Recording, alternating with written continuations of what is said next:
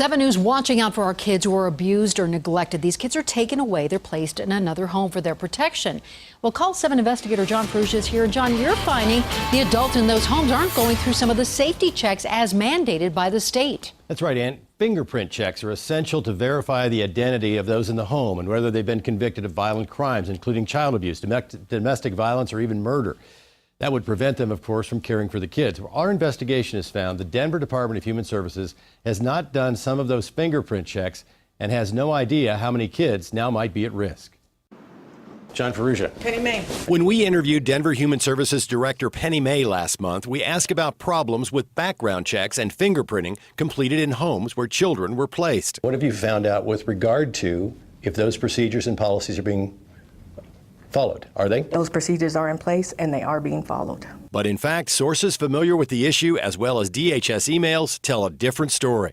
The department suspended 2 caseworkers and 2 supervisors after they placed 4 children in the home of a sex offender and then later with a person convicted of child abuse. It was then DHS began scrambling to review all cases where children have been placed with other family members, so-called kinship cases. Here's an internal email dated May 22nd. Subject line, fingerprints on all open kinship cases. It notes in part, can you please let me know if we have conducted all necessary background checks and fingerprints on all currently open kinship cases?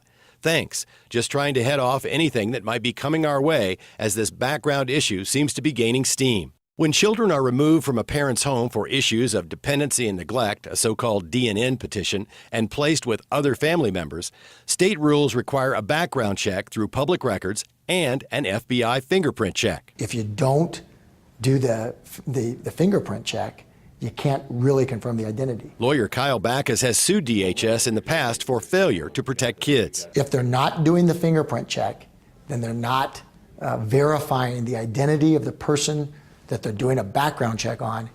The background check may be completely unreliable. And that's the reason you have to do both. Sources tell us that scores of homes where kids have been placed have never had the required FBI fingerprint check. When did you become aware that fingerprints were not being done or had not been done as policy demands in this department? It's never been the case. Joe Homler heads the Child Welfare Department at DHS, and he's responsible for child safety. He first denied a problem, and then he wouldn't address it. No system is perfect, John. If something comes to my attention, there's checks and balances. If something comes to my attention, we course correct. Both sources familiar with the issue and internal emails make it clear that DHS is now trying to find out how many kids may have to be moved. In an email on June 30th, managers were told to please make a list and ensure workers are following up with background checks and fingerprinting.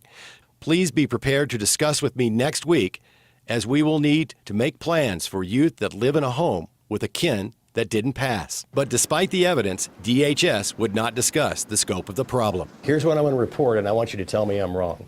I'm going to report certified and non-certified homes did not have fingerprint checks, and since May, you have been scrambling to get those fingerprint checks done. What I know, John, is that there have been background checks of kin homes, that if there were not fingerprints done, they need to be done. But you know there were many. I have no way of knowing that there are many. I'm not aware that there were many.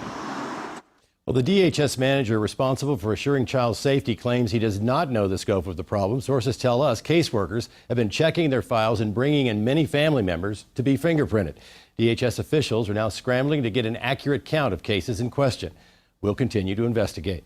I'm John Ferrugia, 7 News.